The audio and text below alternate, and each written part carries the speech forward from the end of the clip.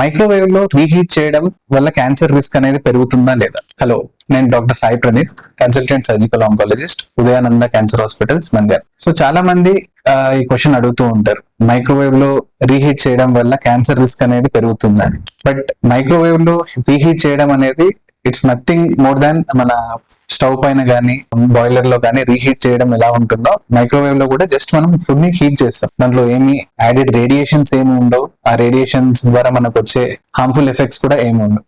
And ఇంతవరకు ఏ study కూడా microwave reheating వల్ల క్యాన్సర్ వస్తుందని కూడా ఇక్కడ ఏ స్టడీస్ లోనూ చెప్పలేదు. Thank you.